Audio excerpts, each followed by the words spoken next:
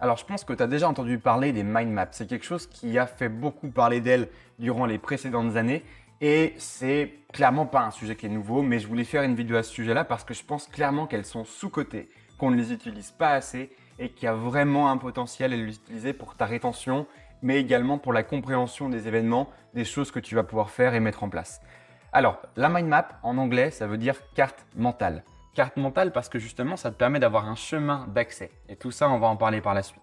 Alors, la mind map, qu'est-ce que c'est? C'est pour moi la façon de visualiser nos idées avec une sorte d'architecture de manière visuelle. On peut même parler du coup d'arborescence visuelle de l'organisation de nos idées. Je te mets à l'écran un exemple de mind map que j'utilise moi-même. Alors ça, c'est quelque chose que j'ai fait depuis un bouquin sur les neurosciences avec les 4 grosses thématiques et chacune de ces thématiques a des sous-thématiques. Ok, donc tu peux voir par exemple la neuroplasticité, le cerveau et son comportement, le système sensoriel et moteur, les bases cellulaires, voilà. Et chacun de ces gros points a, lui, ses différentes sous-thématiques. Tu sais, quand tu te balades dans ton ordinateur, il y a une arborescence pour la gestion de tes dossiers et de tes fichiers. Par exemple, tu es dans ton disque dur, tu vas sur Mes documents, ensuite tu vas dans un dossier spécifique qui va t'amener dans un autre dossier spécifique et qui va t'amener au fichier que tu veux trouver. Le problème de ça, c'est que tu dois, toi, la visualiser, mais tu n'as aucune map, aucune carte, aucun plan qui te permet de savoir où se trouve précisément ce que tu veux récupérer. Donc, tu n'as aucune possibilité de visualiser. Et c'est bien la problématique. Les mind maps, elles, veulent résoudre ce problème-là. Enfin, du moins veulent. Elles sont, à mon sens, une façon de résoudre cette problématique-là, puisque du coup, la mind map va te donner une visualisation de la structure et de l'organisation de tes idées, voire de tes documents, avec une hiérarchie. Je vais essayer de simplifier un petit peu cette phrase. En gros, c'est organiser nos idées avec des liens logiques pour donner une importance à l'aide de différents niveaux, tout simplement. Enfin, si c'est plus simple pour toi. Maintenant, il y a différentes façons de classer l'information. Tu as l'ordre d'importance. Ça va être de classer la tâche de la plus importante vers les moins importantes ou tout simplement l'inverse, de la moins importante vers les plus importantes. Tout simplement. À toi de voir comment est-ce que tu veux gérer l'organisation de ta mind map. Ensuite, ça peut être du plus général au plus spécifique. Je pense notamment à la création d'une architecture pour un site web. Tu prends les chaussures, par exemple. La chaussure, tu as différents types de chaussures, par exemple les chaussures de sport. Okay, tu vas avoir ensuite les chaussures de sport orthopédiques, par exemple. Okay, et les chaussures de sport orthopédiques, tu peux les avoir, chaussures de sport orthopédiques pour femmes. Voilà. Donc là, je t'ai mis différents niveaux pour classer une thématique sur les chaussures. Mais évidemment, on peut aller beaucoup plus loin que ça. Ensuite, tu as la partie chronologique. Ça peut être du plus ancien au plus récent ou à l'inverse, du plus récent au plus ancien. Et enfin, par ordre d'urgence, ça peut être de la tâche du coup la plus urgente à la moins urgente ou à l'inverse, de la moins urgente à la plus urgente. Bien évidemment, c'est toi qui vois. Je voudrais te parler maintenant des deux intérêts principaux de la mind map selon moi.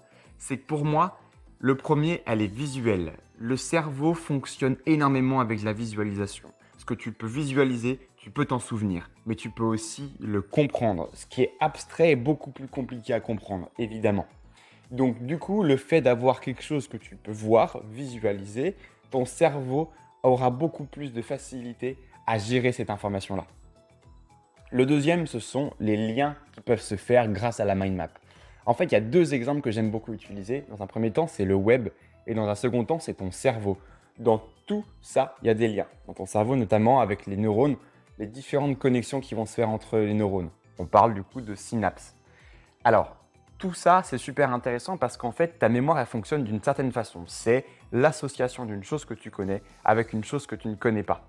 Et c'est là où justement tu mémorises. Donc, plus tu apprends de choses, plus tu crées des connexions neuronales et plus ton cerveau est efficace en fin de compte. Et bien là, c'est un petit peu la même chose avec ta mind map. C'est que tu pars peut-être d'un point que tu connais, d'un projet spécifique, avec les différentes petites tâches. Et de ton gros projet, tu sauras facilement quelles sont les petites tâches que tu dois accomplir pour la résolution de ton problème, de ton projet. Donc, il faut surtout comprendre que la mind map, elle est super intéressante pour la mémorisation, mais aussi pour la compréhension. Maintenant, dans quel contexte est-ce qu'on peut utiliser une mind map? Alors, j'en ai trouvé plusieurs. Bien évidemment, on peut aller bien au-delà. La seule limite est bien sûr ton imagination. Alors, on peut préparer les tâches de la journée, de l'après-midi, de la matinée, d'une semaine, d'un mois, comme tu veux. Tu peux préparer l'organisation d'un événement ou d'un projet. Tu peux préparer par exemple un programme de muscu, pourquoi pas. Tu peux structurer des idées, que ce soit lorsque tu étudies, lorsque tu prends des notes, que tu lis un bouquin. Voilà. Tu peux hiérarchiser différentes choses comme des gens, des produits, des idées, des documents, ce que tu veux. Les idées sont très nombreuses comme je te le disais. Maintenant que tu comprends le pourquoi et le comment les utiliser, d'un point de vue au moins théorique pour le moment, tu vas pouvoir beaucoup plus facilement toi-même appliquer les choses. C'est bien d'avoir des méthodes et non pas des techniques. Parce que des méthodes découlent des techniques, mais lorsque tu as la technique sans comprendre la méthodologie, ça sert en fait pas à grand chose puisque du coup tu répètes bêtement quelque chose. Alors maintenant, pourquoi je les utilise dans mon cas personnel? J'ai deux choses pour lesquelles j'aime bien les utiliser. Dans un premier temps, c'est planifier des projets. Quand j'ai un gros projet, je vais faire une mind map des différentes actions et étapes que je vais devoir faire, que ce soit apprendre sur une thématique, que ce soit faire une action spécifique, une thématique d'action spécifique. Voilà, tout ça, je vais le mettre dans ma mind map. Ensuite, le deuxième point, c'est structurer mes lectures. Lorsque je vais par exemple apprendre quelque chose de nouveau, admettons, là je prenais les neurosciences dans mon exemple de tout à l'heure, avec l'image, je vais prendre un sommaire du plus gros bouquin par exemple de neurosciences et je vais prendre les différentes parties abordées dedans pour en faire justement ma mind map et justement savoir sur quoi est-ce que vont s'orienter aussi mes prochaines lectures pour creuser un peu plus sur les sujets. Je t'avoue que pour le reste, moi j'ai déjà ma façon de faire, ça ne m'est pas forcément utile dans d'autres contextes. Voilà les deux plus utiles à mon sens. Maintenant, avec quoi est-ce qu'on fait des mind maps? Quel est l'outil à utiliser? Alors, pour ma part, je ne les connais pas tous. Je suis tombé sur un outil qui m'avait été conseillé à l'époque dans une formation que j'avais suivie. Ça s'appelle Xmind. C'est pas mal, ça coûte environ 50-60 € par an. C'est assez pratique à utiliser, c'est assez joli. C'est d'ailleurs avec ça que j'ai fait la mind map que je te montrais tout à l'heure. Ou sinon, tu as Obsidian, dont je parle souvent sur la partie second cerveau, qui intègre dedans des plugins pour la création de tes mind maps. Donc voilà, ça c'est gratuit en revanche. Donc je te donne deux outils, à toi de voir ce que tu veux en faire. Voilà, j'ai terminé pour cette vidéo sur la partie mind map. J'espère que tu vas pouvoir commencer à en mettre en place toi-même, que tu vas pouvoir les utiliser et puis j'espère mieux mémoriser et mieux comprendre certains sujets. Voilà. En attendant, je t'ai préparé 9 techniques et hacks de productivité et d'organisation. Tu as juste à cliquer sur le lien en description et je t'enverrai tout ça par email. Voilà, à la plus tard. Ciao.